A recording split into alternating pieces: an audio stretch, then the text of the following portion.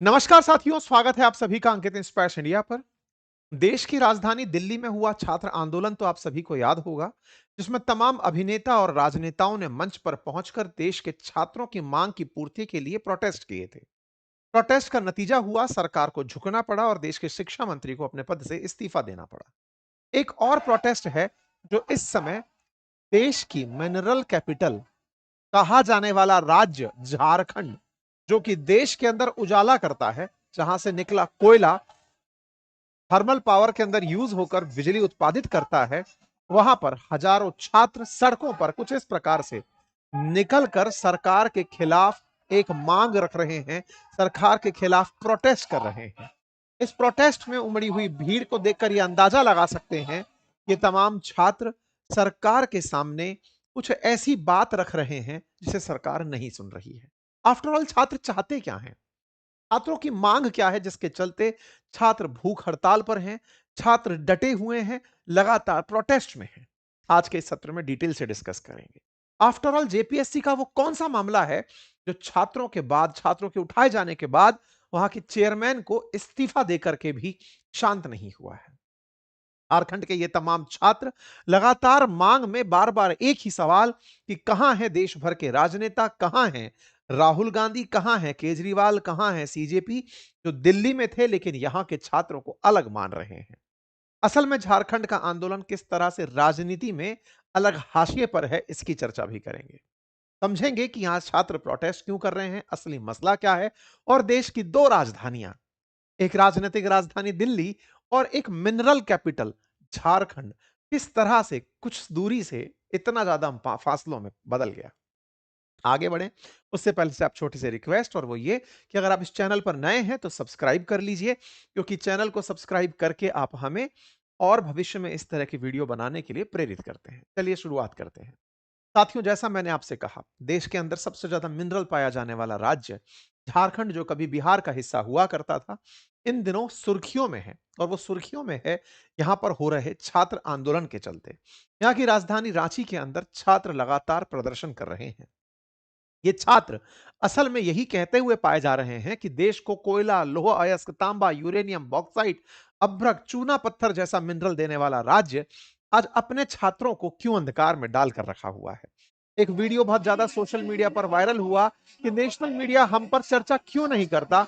जो राज्य खनिजों के लिए जाना जाता है, क्या हम केवल खनिजों के लिए हैं? क्या इस छात्र के राज्य, राज्य के जो छात्र हैं, वो देश के लिए मायने रखते हैं? छात्रों की इस बात को, इस दर्द को आप महसूस कर सकते हैं। लगातार प्रोटेस्ट करते हुए छात्र किसी का इस्तीफा नहीं चाह रहे हैं तो केवल झारखंड प्रशासनिक सेवा आयोजित करने वाली एजेंसी जेपीएससी के अंदर जांच करवाने की मांग, और वो जांच सीबीआई से कराने की मांग, केंद्रीय एजेंसी से कराने की मांग। ऐसा हुआ क्यों, अब हम उस तक चलेंगे। तस्वीरों से आप इस बात का अंदाजा अवश्य लगा सकते हैं कि छात्रों की मांग जेपीएससी में सीबीआई जांच की मांग कराने को लेकर है। बार बार बड़े बड़े पोस्टर और होर्डिंग लगाकर ये छात्र बैठे हुए हैं। छात्र आंदोलन का 13वां दिन है। बड़ी संख्या में छात्र प्रदर्शन कर रहे हैं। यहां पर प्रदर्शनकारी छात्र जो हैं, वो लगातार एक ही मांग कि जेपीएससी और जेएसएससी में अंदर जो है वो रिफॉर्म करिए, और रिफॉर्म के साथ साथ हम सीबीआई जांच की मांग करते हैं। लड़के, लड़कियां, तमाम बेचारे उम्र के वो विद्यार्थी जो सरकारी सेवाओं के अंदर पारदर्शिता चाहते हैं, एग्जामिनेशन में किसी प्रकार का करप्शन नहीं चाहते, वो इस तरह से आपको भीगती बारिश में अपने अपने जुटे हुए संसाधनों से यहां पर प्रदर्शन करते हुए दिख रहे हैं। यही हेडिंग है, जेपीएससी, जेएससी, सीजीएल अन्य भर्ती परीक्षाओं में पारदर्शी, निष्पक्ष और भ्रष्टाचार मुक्त कराने के लिए अनिश्चितकालीन सत्याग्रह। इस बात को लेकर छात्रों ने प्रदर्शन करना शुरू कर दिया। लोगों ने सत्याग्रह, भूख हड़ताल करना शुरू किया। छात्र अपने अपने तरीके से प्रदर्शन करने लगे। छात्रों के साथ साथ एक व्यक्ति और भी, देवेंद्रनाथ महतो, जो कि राजनीतिक दल से आते हैं, वो भी भूख हड़ताल पर बैठ गए, जिन्हें सोनम वांगचुक 2.0 कहा गया। छात्रों के अंदर एक प्रकार से, हालांकि छात्र बार बार कह रहे हैं कि यह आंदोलन राजनीतिक नहीं है, लेकिन देवेंद्र महतो राजनीतिक दल से बिलोंग करते हैं। वो भी यहां पर प्रोटेस्ट पर, भूख हड़ताल पर बैठ गए। भूख हड़ताल पर बैठे तो सोनम वांगचुक ने उनसे बातचीत भी की, और बातचीत करके उन्हें पानी पीने का आह्वान किया, पानी पीजिए। तो कुल मिलाकर छात्रों का प्रोटेस्ट होने लगा, और छात्रों के प्रोटेस्ट में छात्रों के साथ साथ जो भी जैसे जयराम कुमार महतो हैं, उनका भी समर्थन आने लगा कि आप सब लोग प्रदर्शन कर रहे हैं। इस बात को लेकर के वो सीएम से मिलने भी गए। अब सीएम से मिलने क्यों गए?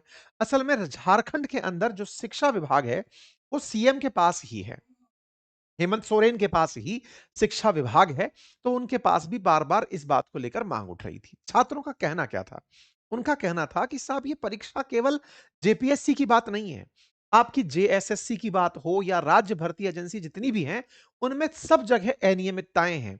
परीक्षा के अंदर कोई पारदर्शिता नहीं है और इस वजह से लगातार छात्र इस बात से पीड़ित हो रहा है कि या तो पेपर लीक हो जा रहा है, पेपर रद्द हो रहा है, पेपर के अंदर पेपर कॉम्प्रोमाइज हो गया है, रिजल्ट कॉम्प्रोमाइज हो गया है, सीट बिक गई हैं। तमाम जो यहाँ की एजेंसीज एग्जाम कराती हैं, उन सब पर आरोप लगने शुरू हुए।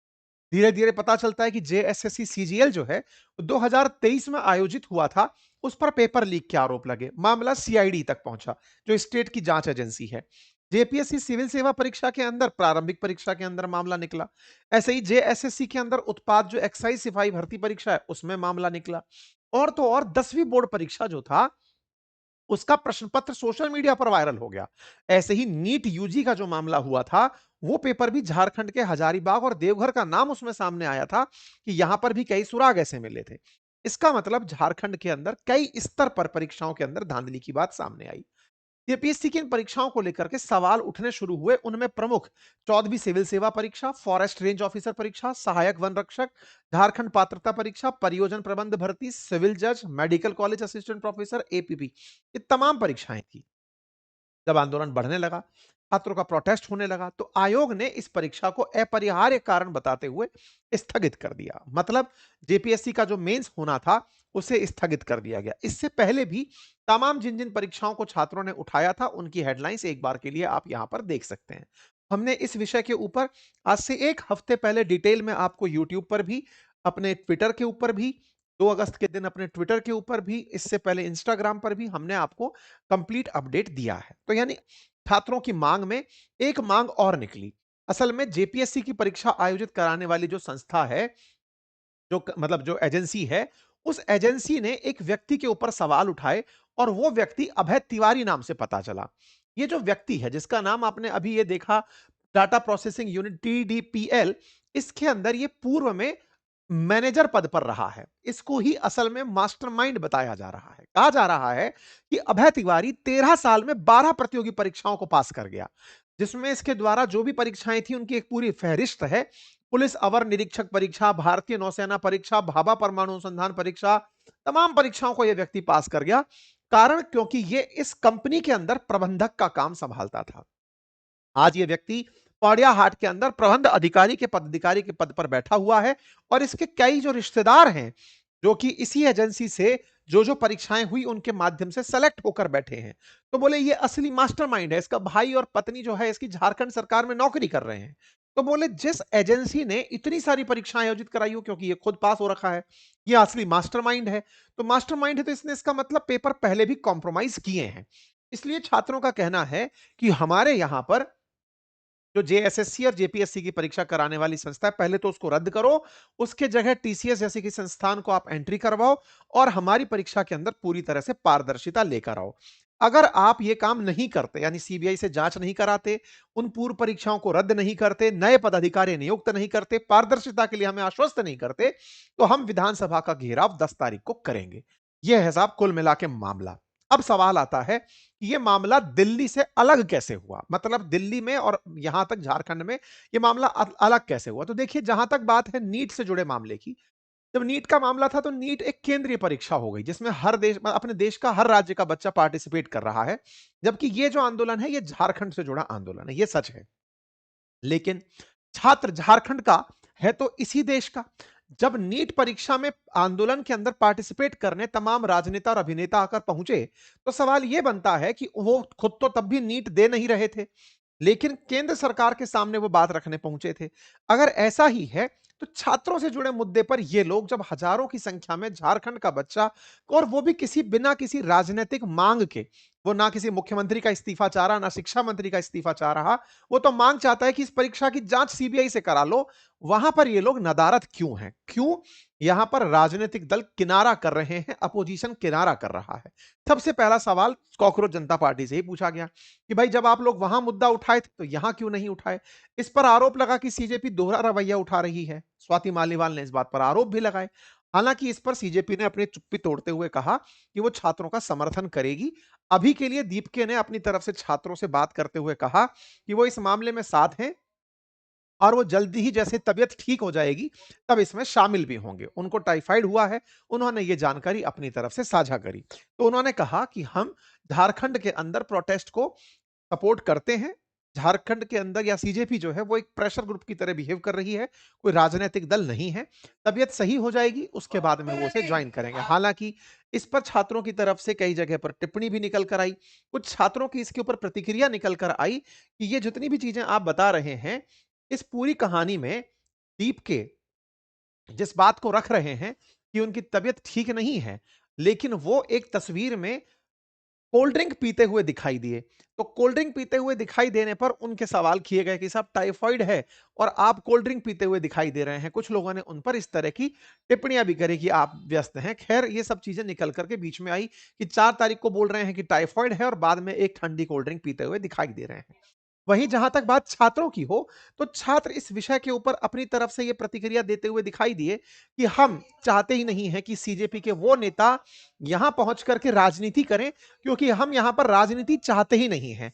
ना ही हम यहां पर किसी प्रकार की आजादी के नारे चाहते, ना यहां पर हम सरकार विरोधी नारे चाहते। हमारा काम हमारी चीजों से लेकर के है और हम इसको बिल्कुल राजनीतिक तरीके से होते हुए नहीं देखना चाहते। खैर, एक और नाम निकल कर आया नेहा बोरा का, जो कि आयशा अध्यक्ष हैं।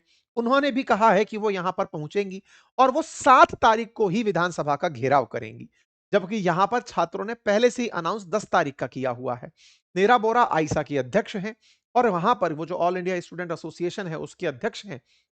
और वो ऐसा करते हुए यहां पर सुबह खुद बोल रही हैं कि वो विधानसभा का घेराव करेंगी। इस पर भी फिर इनके ऊपर लोगों के बैकलैशेस आए कि बोले आप अपनी तरफ से कभी भी निकल जा रही हैं।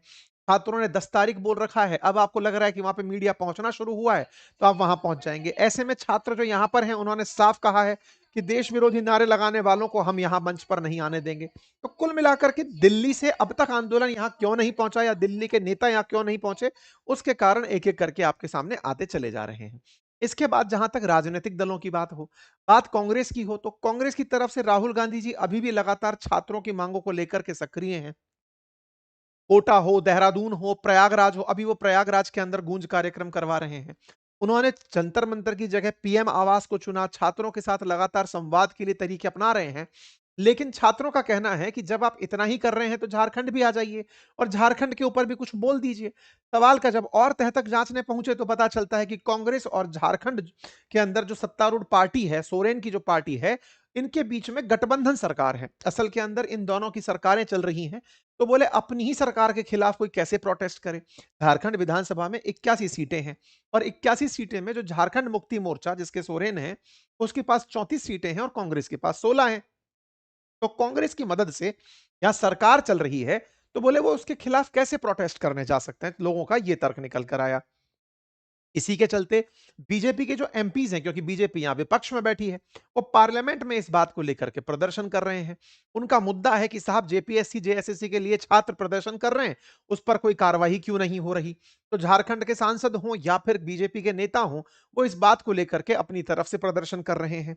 ये सारी बातें बीजेपी झारखंड की तरफ से उठाई गई कि हेमंत सोरेन युवाओं के सपनों सपनों के साथ खिलवाड़ क्यों कर रहे हैं। ऐसे में झारखंड के भी जो मतलब रांची के जो सांसद हैं, तमाम लोग जो हैं वो इस बारे में लगातार चर्चा करते हुए बाहर दिखाई दे रहे हैं। तीसरे नेता साहब केजरीवाल जी की बात कर लो। केजरीवाल जी तो जिस इस पूरे आंदोलन में, सीजेपी के आंदोलन में बाद में मतलब जिस तरह से वो मंच पर आए, जिस तरह से उन्होंने अपनी तरफ से बात रखी, वो सब सुर्खियों में रही। तो उनके बारे में सवाल पूछा गया कि आप कहाँ हैं? तो सिसोदिया जी से पूछा गया कि आप कहाँ हो, झारखंड प्रोटेस्ट में क्यों नहीं जा रहे हो? तो उन्होंने कहा कि मैं E20 के प्रोटेस्ट में हूं अभी। तो E20 का प्रोटेस्ट चूंकि वो नेशनल मुद्दा है, तो वो उस तरीके से उस प्रोटेस्ट में बिजी हैं। जो छात्रों के लिए अभिनेता राजनेता तमाम दिखाई दिए थे, वो झारखंड पर अभी तक पूरी तरह से चुप बैठे हुए दिखाई दे रहे हैं। कुल मिलाकर पेपर लीक का मामला है, छात्रों के हितों का मामला है। जैसे सीजेपी का प्रोटेस्ट दिल्ली में चल रहा था, ऐसे झारखंड के अंदर छात्रों का प्रोटेस्ट चल रहा है। और ऐसे में सरकार से अपेक्षा यही कि वो छात्रों तक न्याय पहुंचने दे। राज्य सरकार जितना जल्दी हो, वो छात्रों के लिए सीबीआई से जांच की अगर उनकी मांग है तो उन्हें सुने। जो कथित अनियमितताएं हैं, उनकी प्रॉपर तरीके से जांच कराई जाए और जांच कराकर छात्रों को विश्वास में लिया जाए। क्योंकि ये छात्र लगातार गैर राजनीतिक होकर के अपनी बातों को उठा रहे हैं। बाकी आप इस विषय पर क्या सोचते हैं? अपनी राय कमेंट बॉक्स में अवश्य रखें। चैनल पर नए हैं तो चैनल को सब्सक्राइब कर लीजिए। लिंक कमेंट बॉक्स में एक वीडियो का डाला है, जिसे जरूर सुनिएगा। जो हमारे गेस्ट हैं, उनकी राय आपके साथ साझा की गई है। धन्यवाद।